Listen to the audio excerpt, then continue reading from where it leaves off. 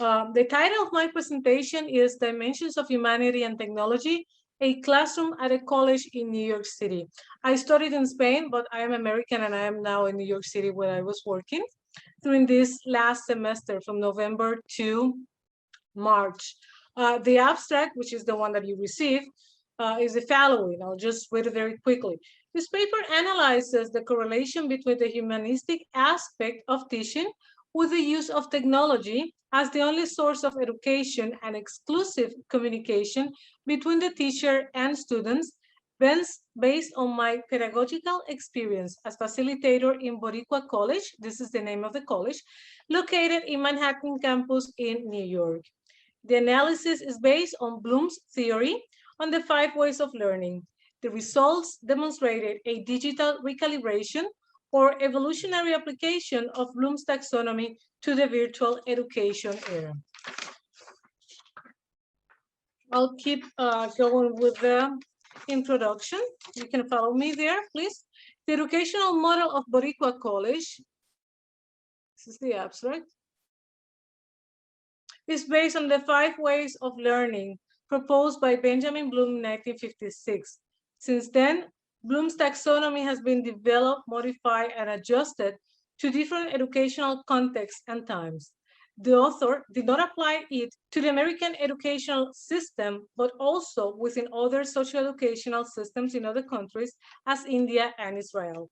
In this paper, we analyze how Bloom's taxonomy has been adapted and practiced during the COVID-19 era in New York City by college students who navigated the semester through the different stages of the pandemic. This taxonomy focuses on the development of critical thinking in 2 main areas.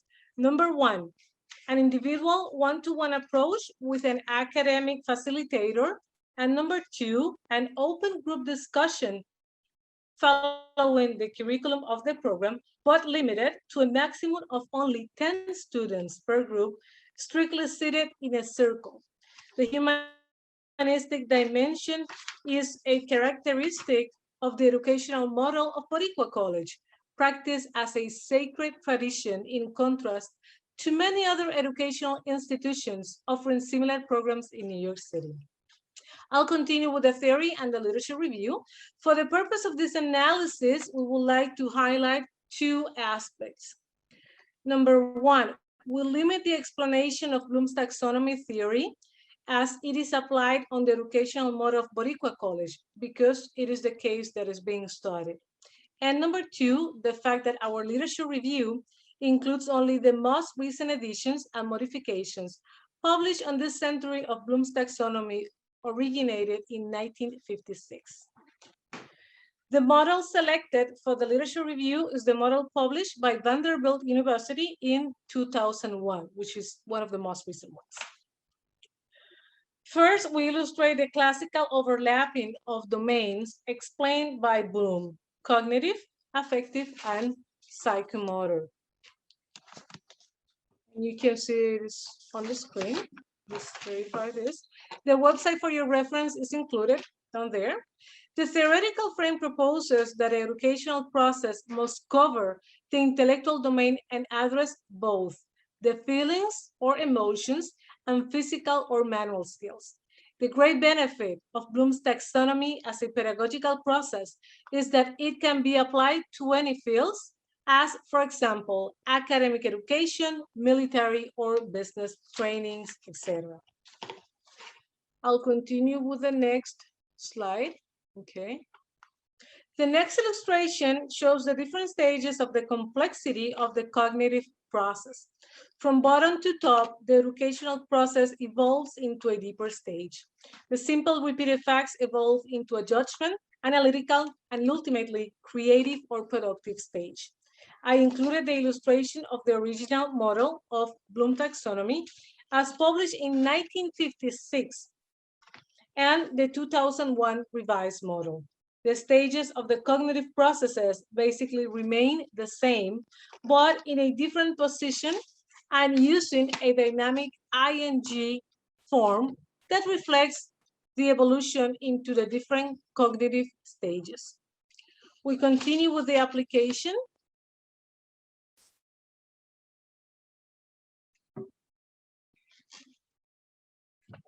of the theoretical frame in the curriculum of Boricua College. This is basically the model that we just discussed, and this is the next one. A very brief introduction. Boricua College was founded in 1973, a college with a mission to educate Latin communities in New York, a growing and constantly evolving population cohort with many educational, social-cultural, and financial gaps. Over time, Boricua College established 3 campuses located in the main Latin areas of New York, the Bronx, Brooklyn, and Little Dominican Republic in Manhattan.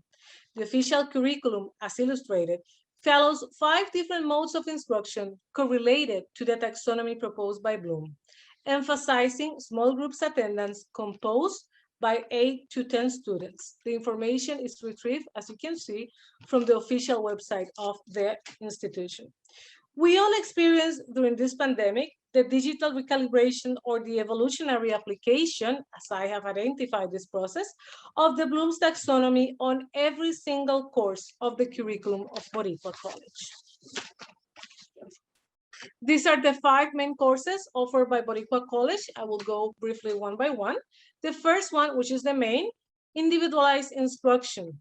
Using comprehension exercises based on academic articles, the 5 modes of Bloom taxonomy are covered. And now I will quote what they explain. During the students' first 2 years of enrollment at Boricua, individualized instruction courses focus on a set of critical intellectual skills, comprehension, application of theories and concepts, analysis, synthesis, and evaluation. We modify it to a 1-hour weekly phone call or video conference instead of the 1-hour personal meeting with the facilitator. The colloquium, which is the second one, this course was correlated to Bloom's affective mode by creating a group bonding. In Boricua College, students and facilitators are required to sit in a circle. Nevertheless, the digital recalibration imposed a screen as a virtual classroom that substitutes the non-hierarchical circle. Course number 3 is experiential studies, and it is described by the institution as structured experiences designed to bring the students to a high level of practice in the world of work. During the freshman year, the focus is on broadening the experience of the student by sharpening their sensory and perceptual capabilities and awareness with a focus on the arts and sciences. In fact, the course was modified from a series of trips to the different museums in New York to the attendance of virtual exhibitions. This was another digital recalibration of Bloom's taxonomy applied to the curriculum of Boricua College. Nevertheless, the academic requirement was accomplished and every student submitted a report about the museums. Almost the last one is the theoretical studies, which is described as following. A strategy of Boricua's educational model is the interaction between the intellectual and affective skills developed in the other courses and the subject matter contents of the theoretical studies.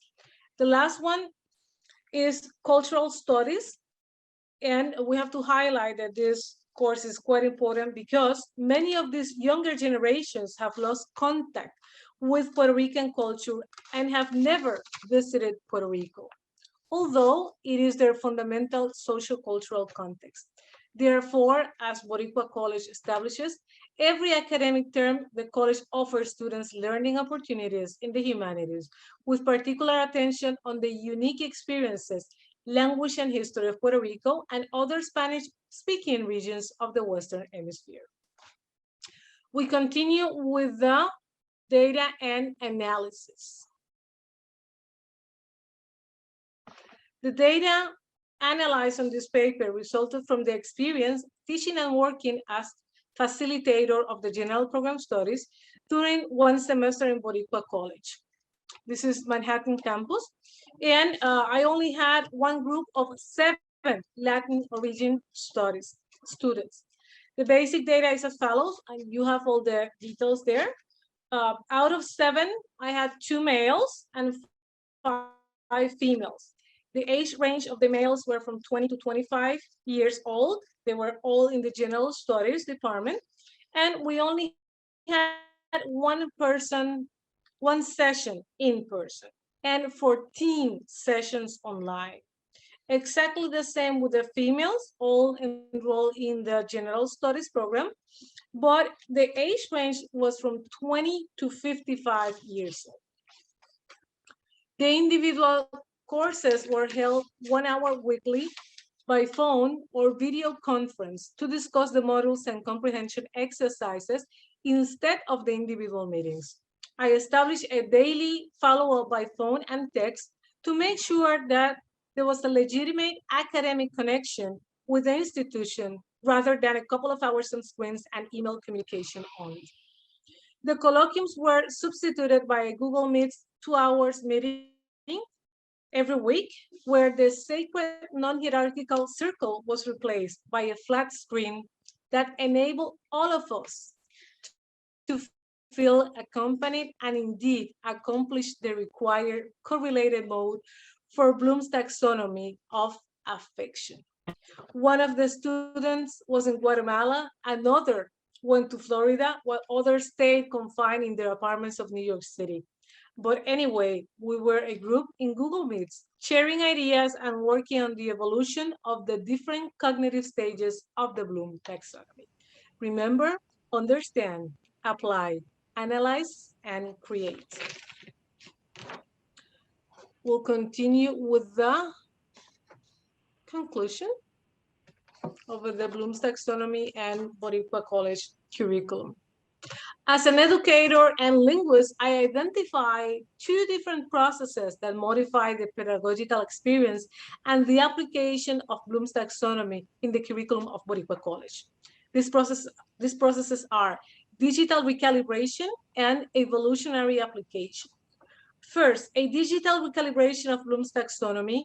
The cognitive stages were no longer part of a one-to-one human interaction, but maximized by all the resources offered by the technology, especially the supra amount of information.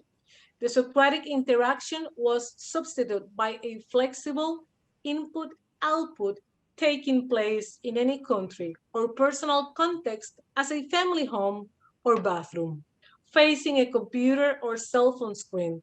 But the discussion continued along the semester and many papers were written. In fact, the papers were the reflection of that emotional mode proposed by Bloom's taxonomy to complete the courses at Boricua College. And so we did.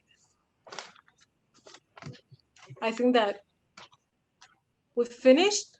And if there's any question, please.